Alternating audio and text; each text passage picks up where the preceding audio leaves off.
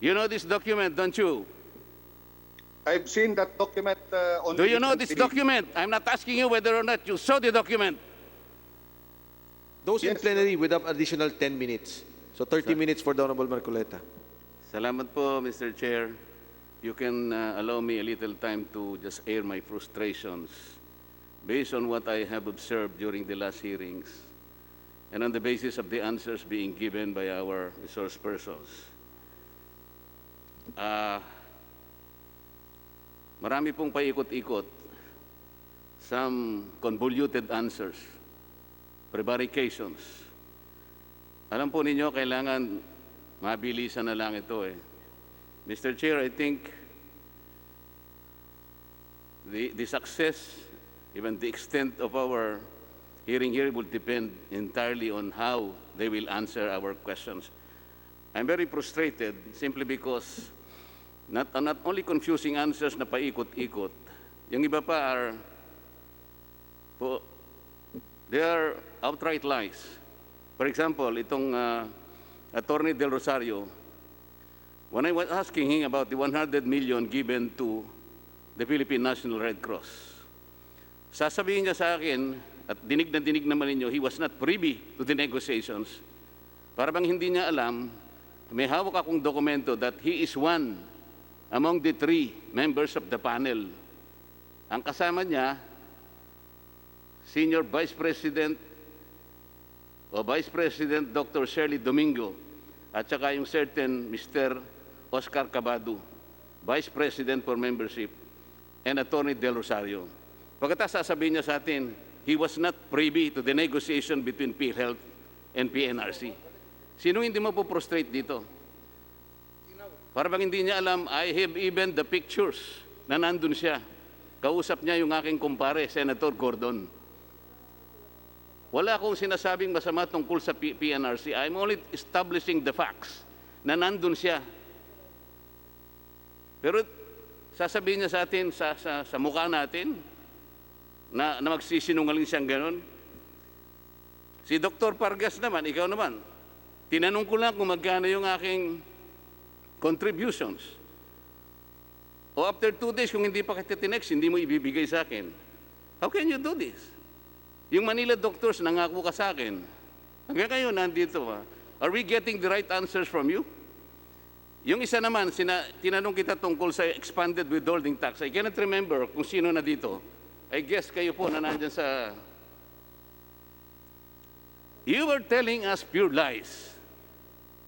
Ang sabi mo, yung mga health care institutions are the ones paying the expanded withholding tax. Di ba? You were collecting 2% expanded withholding tax. Hindi totoo yun eh. It was PhilHealth itself, because PhilHealth is the only withholding agent of the BIR. Hindi yung healthcare institutions. Okay? Magkano ang binayad ng PhilHealth? Sinabi na rin ng pagtatanong ni Congressman Barbers, 156.7 million. Kayo ang nagbayad. Pagkatapos, magsisinungaling kayo. Ano makukuha namin na mabuting sagot kung ganito ang gagawin ninyo? Ang sabi ni Dr. Atty. Del Rosario, isa lang ang departamento. Parang hindi niya alam, may dokumento ako, 4 ang departamento niya. May I start with you, Atty. Del Rosario, nandiyan ka ba? Yes, Mr. Chair. Can I comment on some points raised by the... You have no right. Tinatanong ko lang kung nandiyan ka pa. Thank you, sir. Magaling Dito po, kang Mr. magpaikot eh. And I warn you, kung ano lang tinatanong ko, yun ang sagutin mo. Huwag kang magpapaikot dito. I think, Mr. Chair, we should already advise them that right now, we're working on a complaint for plunder, malversation, and charges of administrative offenses and so many things. And the final form of this complaint will depend much entirely on the kind of answers that you will give us. Atty. Del Rosario, hindi ba ikaw ang Regional Vice President ng Region 1? nung Yes, sir. 220 cases against hospitals and doctors were forwarded to your office? Yes or no? Yes, sir. I was once Yes or the no? regional vice president. Yes, I was once regional vice president of PhilHealth, Region 1. In 2019, nung hindi na ikaw ang senior vice president, teka muna, you were asked to file 220 cases. Ilan ang pinail mo? I'm sorry, Mr. President. The ones filing the I am cases asking is, you, legal out of the 220 cases endorsed to your office, how many cases did you file? The regional vice president is not the one filing cases, Mr. President. It's the legal office of the region that files Attorney Dol Rosario, I'm warning you, I have documents with me. Huwag mo akong paiikutin. I don't care if you're the best lawyer in this country. Pero sa ngayon, sagutin mo lang ang tinatanong ko sa iyo. Because in 2019, nung hindi na ikaw ang senior vice president, ito ang lumitaw. Only 3 cases were filed versus St. Catherine Hospital. Totoo hindi. I don't have the data. As I've told you, Mr. President, the one filing the cases. What do you know? was Palaging paikot-ikot eh. Ikaw ang binigyan ng SPA. Do you want me to show the document that you were given an SPA by then interim President and CEO de la Serna to file appropriate criminal, civil, and administrative cases, for example,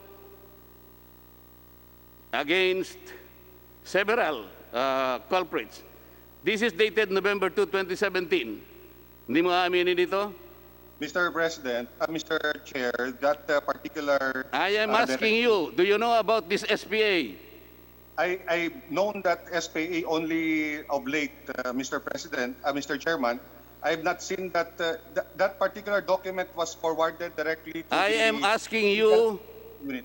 if you know this because this is an SPA issued to you by interim President CEO de la Serna, dated November 2, 2017. I have the During that documents with me. Yes, sir. I've already seen that document, but Oh. I cannot remember seeing that document in 2017, Your Stop. Honor, Mr. Chair. There was even an endorsement dated 13 September 2017 for the filing of criminal and administrative case against a certain Dr. Martin Corpus. You know this document, don't you? I've seen that document on... Do you know this document? I'm not asking you whether or not you saw the document. Yes, Your Honor. Paikot-ikot ka. Ito, Mr. Chair, ang problema sa taong ito eh. Despite all this, SPA endorsement, 220 cases endorsed to your office since you were acting Regional Vice President of Region 1. Wala kang ginawang pinail na kaso kahit isa. For example,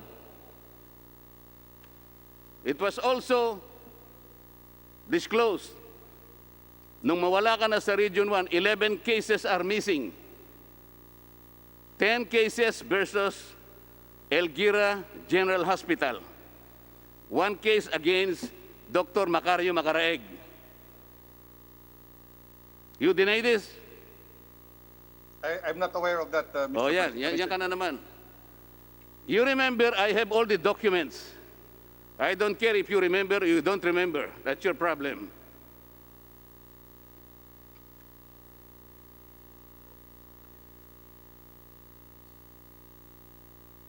Meron kang pinirma.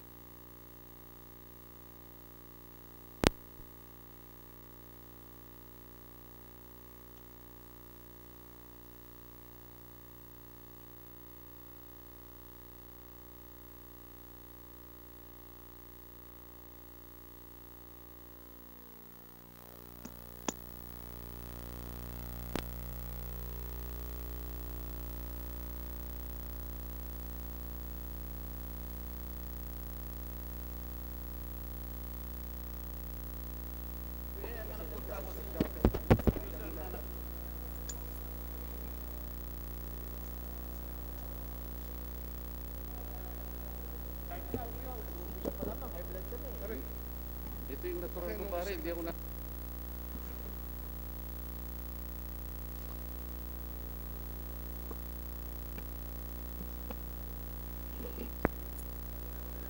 Okay.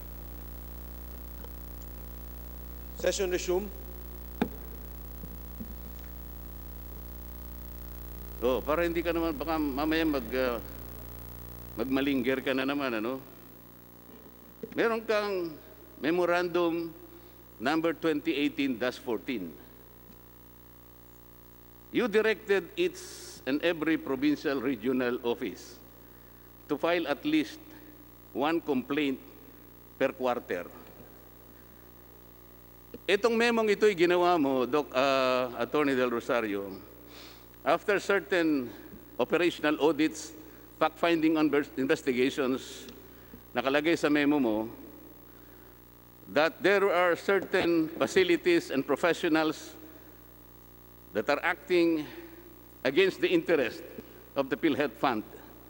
Kaya ang ginawa mo, gumawa ka ng memorandum, you ask all the regional offices to determine and ascertain those people, those culprits, identify all them. Parang ang ganda, no? To protect the interest of the PhilHealth Fund. What is the reason why you gave them a quota of only one criminal case per one quarter? What is the logic for making or putting a quota or any limitation? Sir, that quota is the minimum. Kasi napansin ko po nung pag-assume ko dito that ever since PhilHealth was created, there were only 11 complaints, criminal complaints filed. And I reviewed the cases, and all the criminal complaints were filed by the central office. So there was actually a confusion whether who will file the criminal complaints.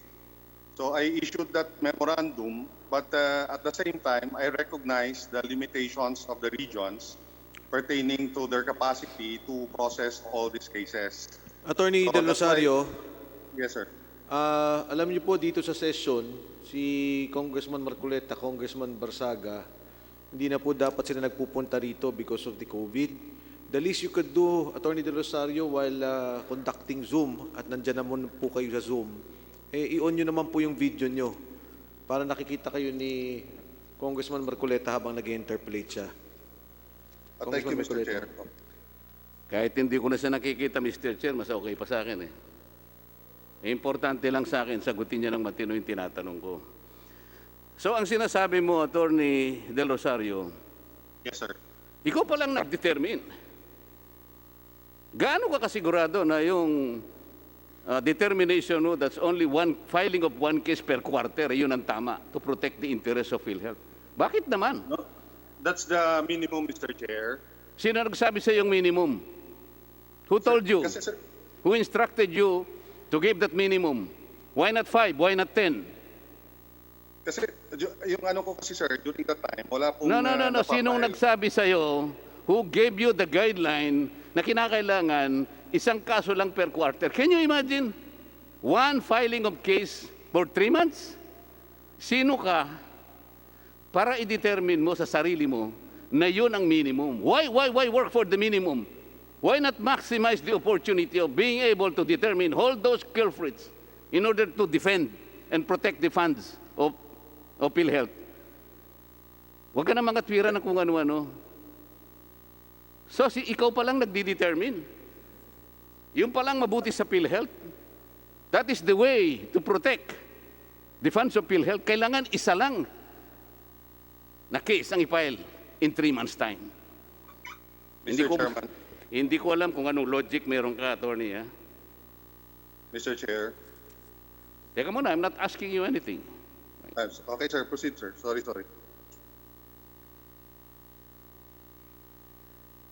Doon sa PhilHealth Circular, dito makikita natin, Mr. Chair, siyang nagdi-determine. Ha? Wala kang sinabi na ang board ang nag-advise sa'yo. Not even the board, not even the EXICOM. Only one person, Mr. Chair, has the power to determine kung sino at ilan ang ipapile na case. Sus Maria Josep na buhay ito. Doon sa PhilHealth Circular 2020, balikan natin yan, 0007. Merong effectivity dun eh. Napansin ko lang kagabi nung nire-review ko to eh. Do you know the effectivity of that particular circular, Atty. Del Rosario? If I remember it right, I think it's March 20 or 21, Your Honor, Mr. Chair. Narinig mo yung sagot, Mr. Chair? Why did you say it took effect on March 31? 21 yata, 21 po yata. I don't have the document right now, Mr. President. Wala ka Mr. palang Chair. dokumento. Bakit sinasabi mong March 31 what? What year? 2020? Sir, are you referring to the IRM circular, Mr. Chair? I am talking about PhilHealth Circular 2020. Ito yung IRM. COVID-19 Okay, ito. Kabisado mo ito eh. Bakit mo sinabing March 31, 2020 ang effectivity? Why? Hindi, sir. Ang sabi ko, sir, ang alam ko March 20 or March 21. Ang sinasabi ko sa iyo, merong effectivity itong circular na to. Ang tanong ko sa iyo, do you know when did this PhilHealth circular take effect? I think nakalagay po dyan, effective immediately, Your Honor. So hindi mo kabisado? I'm You not tell sure me, about I will the help date. you. Hindi mo kabisado? Thank you, sir. Thank you. Oh, it takes immediately from its publication in a newspaper of general circulation and take note, 3 copies, certified copies, to have been furnished to the Office of the National Administrative Register of the UP Law Center. When did you or PhilHealth furnish the Office of National Administrative Hospital of UP? When? When did Honor of UP Law Center receive the 3 copies from PhilHealth? Sir, it's not my office that is in charge of that. So maybe we can ask the sector in charge. Maybe ka na naman eh. You are the Executive Vice President ng legal sector. You have worked for PhilHealth for 20 years or so. Pati lang itong effectivity, ito na naman, paikot-ikot ka na naman. Alam mo ito eh. Do I need to tell you or give you the document? Ako mismo Sir. ang ang nag-search eh. Sir, during the Senate hearing, it was mentioned that it was only in June that PhilHealth provided copies to the So Honor. what day in June? What day in June? If I remember it right, it's June 11, yung document shown by Senator Lacson. Alam mo na yun eh. Magmamali ka pa eh. June 11, hindi 7.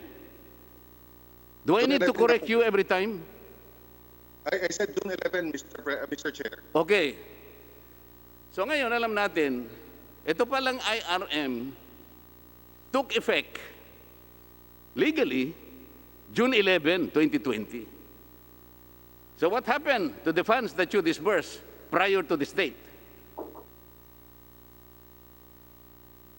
What?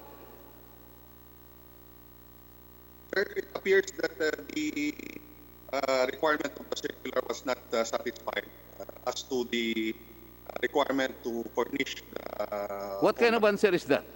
Are you a lawyer? Talaga ba lawyer ka?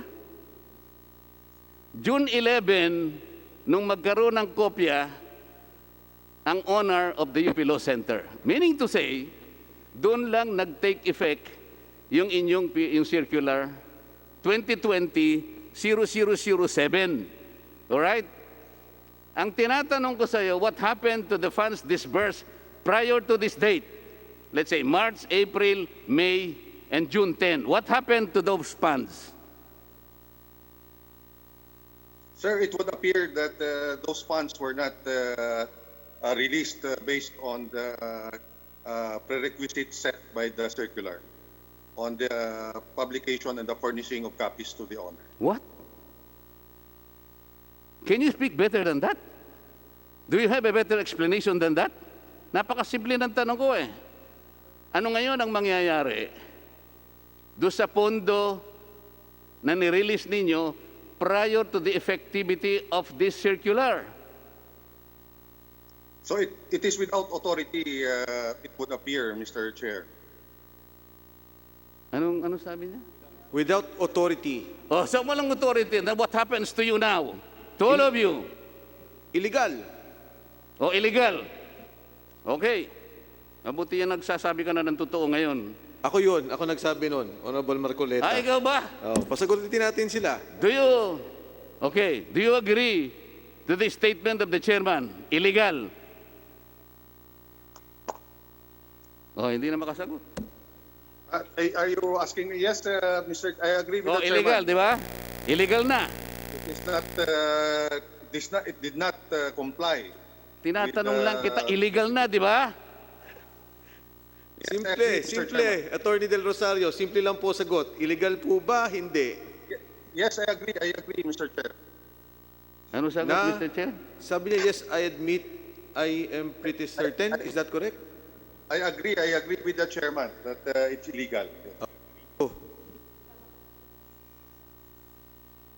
Was that properly recorded, Mr. Chair? yes, Honorable Marcoleta, it was on record. Thank you. Attorney Del Rosario, bilang isang napakahusay na abogado, ikaw ba naniniwala na ang COVID-19, alam mo siguro yung COVID-19, hindi ba? Alam mo ba yung COVID-19, Attorney Del Rosario? Yes, Mr. Chair. Okay. Kailangan makasiguro tayo, Mr. Chair. Masyadong madulas ito eh. Is COVID-19 can be considered a fortuitous event within the meaning and objectives of PhilHealth Circular Number 2020-007. Huwag kang sasagot ng hindi mo naintindihan. Within the meaning and objectives of PhilHealth Circular 2020-007, can COVID-19 be considered a fortuitous event? I think my opinion on the matter, Mr. Chair, is that the fortuitous event is the pandemic caused by the COVID-19 infections, Mr. Chair. Attorney Del Rosario, kung alam mo nasa courtroom lang tayo, ako ang judge, baka pinalabas na kita eh. Tinatanong lamang kita eh, kung within the meaning and objectives of your own circular, kung makukonsider mo bilang isang mahusay na abogado na fortuitous event ito, you can refer to your circular kung gusto mo. Kabisado mo ito kaysa sa akin. Kung ngayon ko lang nabasa ito eh. Paano ka namang hindi masusuya sa ganitong klaseng mga sagot na?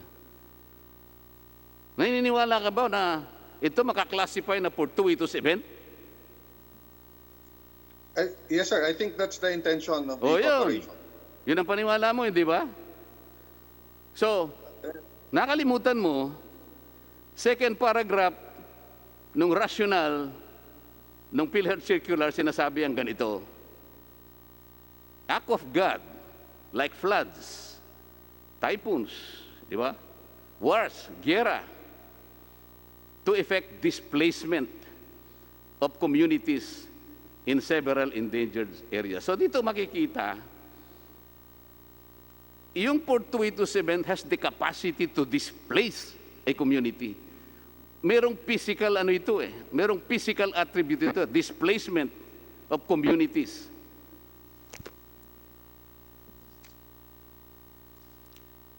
Under objectives, nakalagay, to provide aid to healthcare institutions in rebuilding their critically damaged healthcare systems. Physical ang pinag-uusapan dito eh. Pagkatapos, hiningam ka pa ng description or photo of the effects of fortuitous event. Nakikita mo ba yung COVID-19? Atty. Del Rosario? Do you see the enemy? No, sir. Only the effects. Kinakailangan ng photo rito eh. Paano mo lilitratuan si COVID-19? Hindi mo nga nakikita eh. Pagkatapos, nandun pa, explicitly mention if majority of the claims under the HCI's custody were totally destroyed. Anong ibig sabihin nito? These are collection of words and phrases that denote that something was damaged, physically damaged.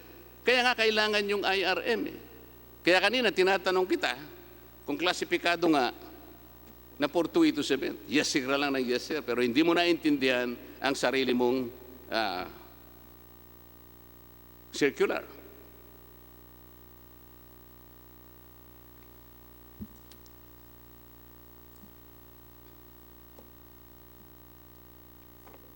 Bakit nagsinungaling ka sa akin nung sabihin mo na you are not privy to the negotiation between PNRC and PhilHealth?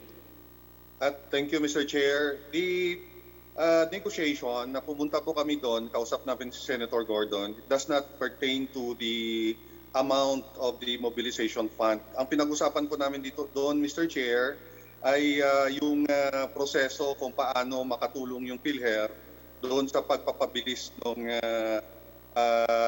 pag-submit ng documents ng Red Cross for liquidation. Hindi po yung usapan po doon tungkol sa tungkol sa amount ng mobilization fund.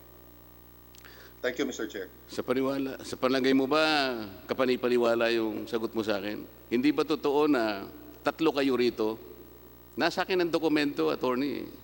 Yes, sir. Ngayon, kung Nandun po kami, pipilitin sir, mo, Mr. Chairman. kung pipilitin mo na magsinungaling ka pa, nasa sayo yun. Okay? Kaya nga sinasabi ko sa iyo kanina, the final form of this complaint for plunder, malversation, and so on and so forth will depend on the kind of answers that you will give this joint committee. Kasama mo si Legal Vice President Shirley Domingo and Mr. Cabado, the Vice President for Membership. Noong inegotiate ninyo, kayo ang panel. Pagkatapos, directly magsisinungaling ka sa amin. Yes, sir. We negotiated. But yun, sir, yung dinidiscuss namin yung proseso, hindi po yung amount po ng mobilization.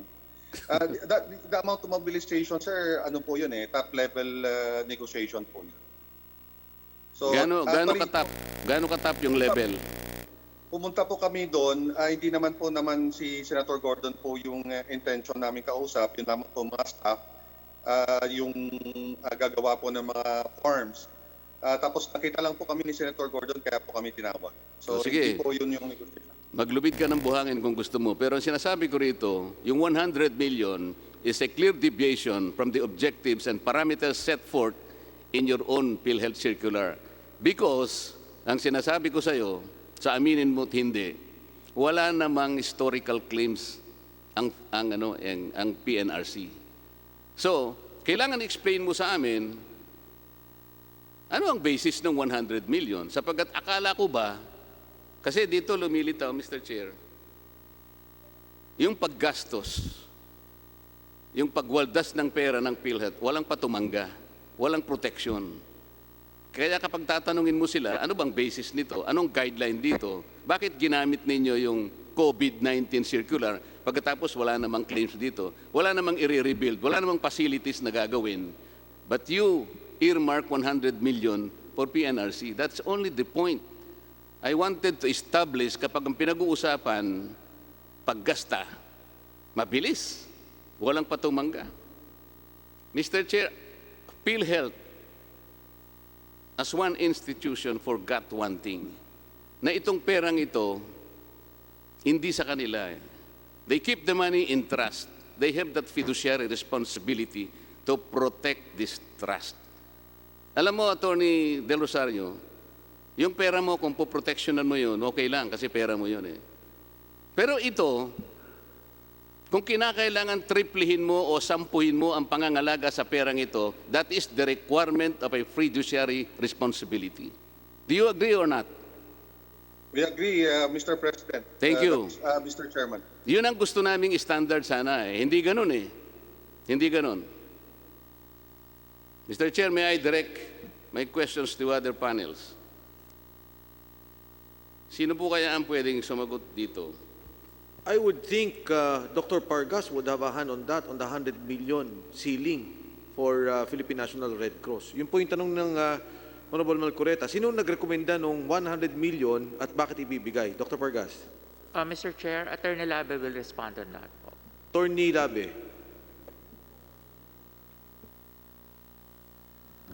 Mr. Chair, good afternoon. I'm not privy to the 100 million, but I understand how they funded this project, Mr. Chair, because the expanded targeting testing was computed at 2% of the 13 million population in NCR that time, Mr. Chair, and it's about, I think, 900 million. But as regards to the advance payment of the 100 million, I was not part of I'm not privy to that, Mr. Chair. Mr. Chair, yung word for the day ngayon is, or the phrase, I'm not privy. Nagbayad ba ng expanded withholding tax? Binawas niyo ba yun? Nung ibigay niyo yung 100 million sa PNRC? Oh, you are not privy. Okay. Attorney Dr. Pargas, on August 5, 2011, PhilHealth issued Circular Number 011-2011 to implement a case-based payment. Ito yung ACR, case rate, for 23 selected cases and surgical procedures. Is that correct?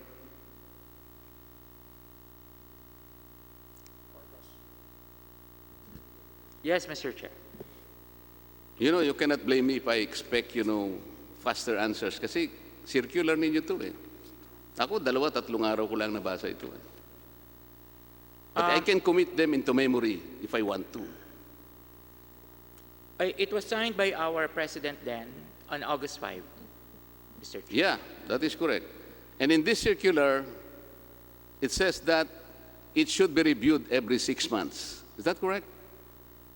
Yes, Mr. Chair. Every 6 months. Positive, okay? Yes? Yes, Mr. Chair. Okay. On October 29, 2013, PhilHealth issued Circular Number 0031, Series of 2013, to implement an all-case rate policy. Correct? Yes, Mr. Chair. Correct? Yes, Mr. Chair. Okay. The objectives are as follows. Reduce claim processing or time turnaround TAT. Increase PhilHealth support value. Rationalize reimbursement rates. And achieve technical efficiency for providers. Okay. Isa-isahin natin, Dr. Pargas. Achieve technical efficiency for providers. Did we achieve this? Yes, Mr. Chair. How can you say that? Technical efficiency for self-providers. Katakot-takot na audit observation memo. Inulang kayo ng napakaraming notice of disallowances concerning the payments to these hospitals and care capacity. Pagkatapos sasabihin mo, how could you even say that? Achieve technical efficiency for providers. Rationalize reimbursement rates. Okay. Have we rationalized reimbursement rates? Have we? Tinanong nga kita nung isang araw eh.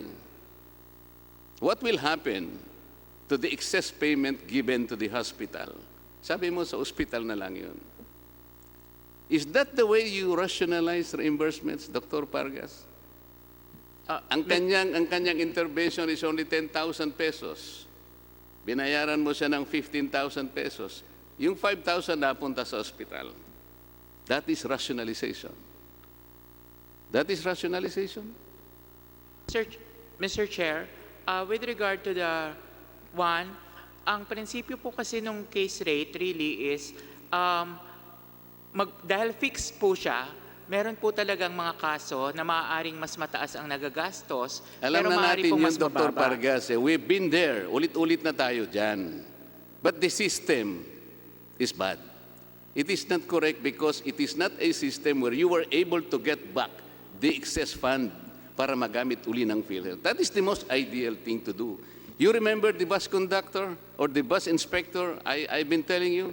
You Yes, remember Mr. Chair. the inspector in the trains? Yes, Mr. Ganon Chair. dapat yun eh. So wala talagang malasakit eh.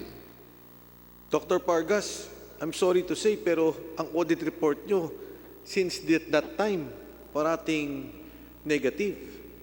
Wala kayong naging auditing report na positive. Precisely. Kaya nga itong mga objectives na ito na binabasa, walang natupad dito eh. Example,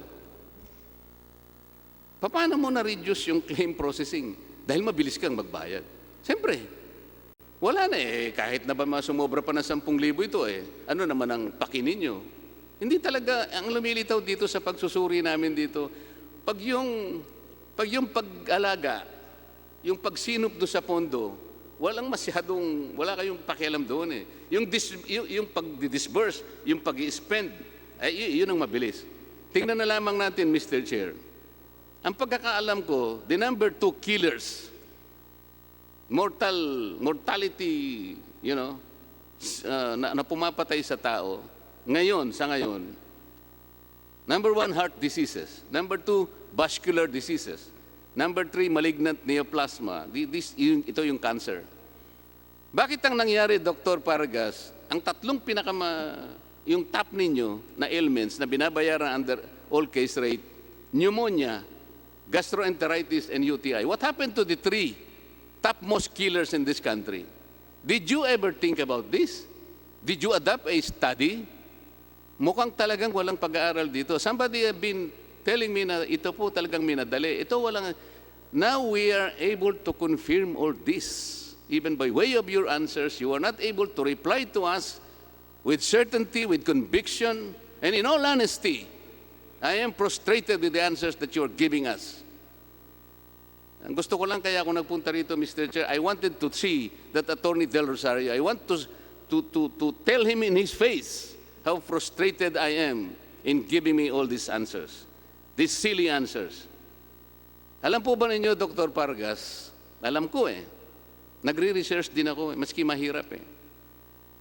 Ang daming adverse COA findings sa inyo. For example, less than a year after the ACR was implemented, na-implement kasi, you started with 23, so 2011, less than a year after the ACR implementation, PhilHealth suffered financial bleeding. Ang dami, it was triggered by spate Overpayment. notice of disallowances. Ang dami. Let me cite examples. Region 5, Dr. Pargas. Notice of disallowance dated September 12.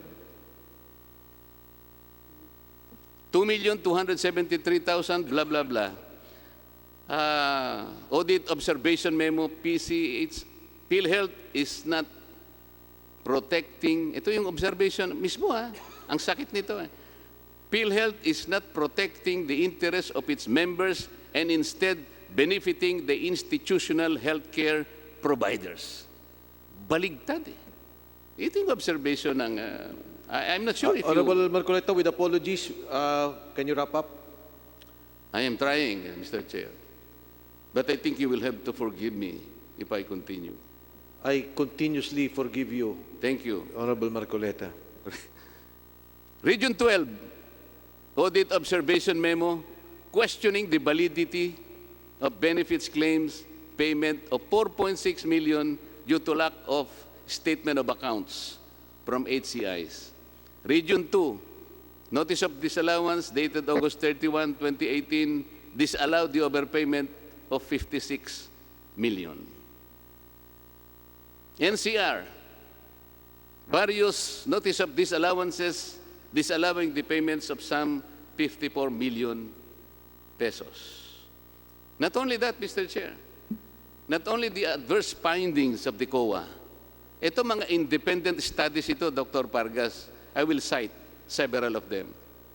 In November 2016, a paper entitled 2016 Health Finance Policy Sector Report Rationalizing Case Rates was presented to the PhilHealth Board. You recall this, Mr. Pargas?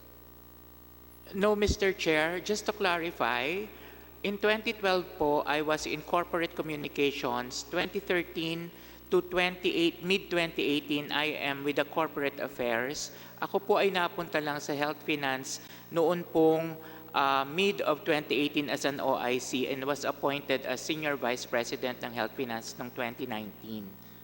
What So- are you saying? You don't know about this paper? When it was presented po, I was not there during that time. Yeah, the yun lang question po. is, do you know? And you came to know about this paper? Yun lang. Yun lang ang tanong. Yan, Mr. Chair, yung title, sorry po, apologies po, yung title lang po. Ito nga, 2016 Health Finance Policy Sector Report Rationalizing Case Rates. Importante ito because these are independent studies commenting and trying to help you determine the weaknesses of the system. This is on record. This is on record. Yes you know po. this? I think I've heard Okay. naman po. Yun Yes. lang naman eh. Yes po. Okay. This report, Dr. Pargas, for your elementary education, showed that the fee for service, ito yung dati, this is the old system na pinalitan ng all case rates. The FFS payment schemes average value per claim did not exceed 5,000. So yung old system ninyo, yung average value per claim did not even exceed 5,000 pesos. Ito yung sinasabi ng report.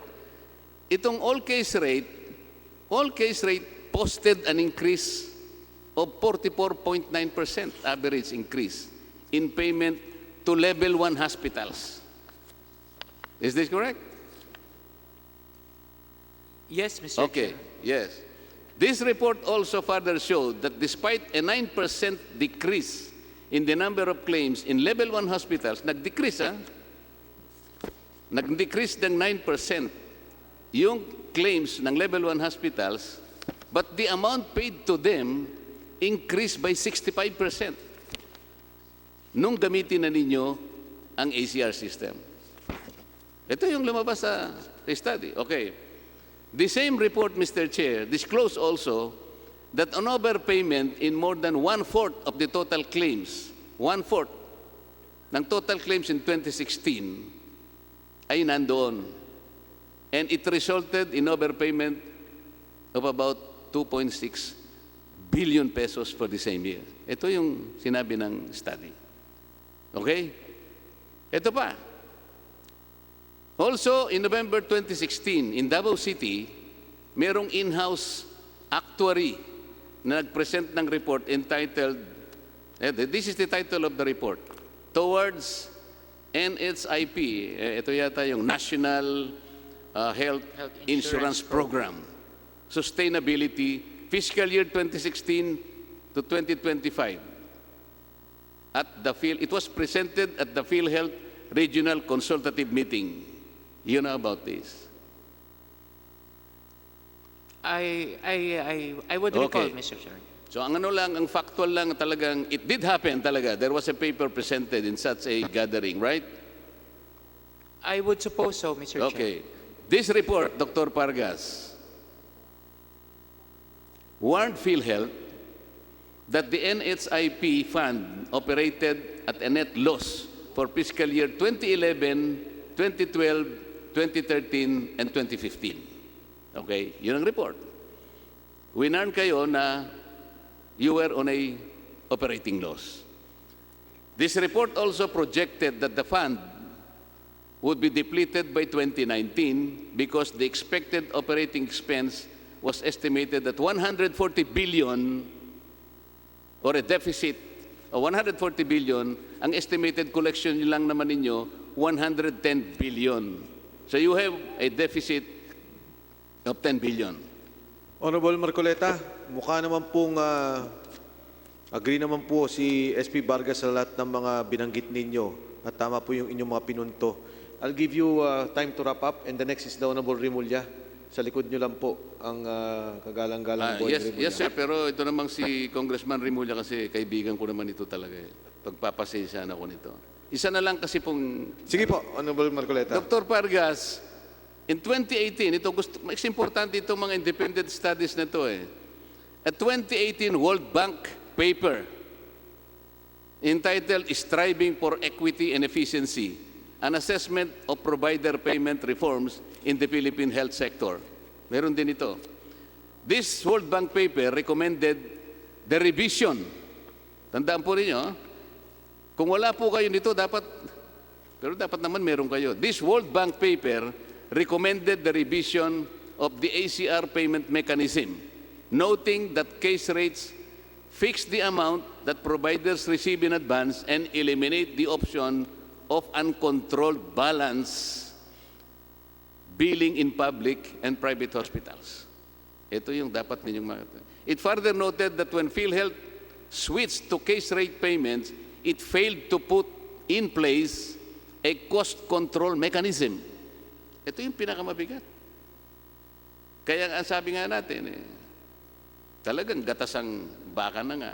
Ito, tatagalog ko yung isa para mas matindi. Sabi pa nito, ang dalawang pinaka-importanting aspeto ng polisiya ng ACR or all case rate, maganyak ang tagabigay ng serbisyo na maging technically efficient at maprotektahan ang mga pasyente sa mga panganib na pampinansyal na hindi matutupad sa paraan ng pagkakadisenyo ng ACR policy.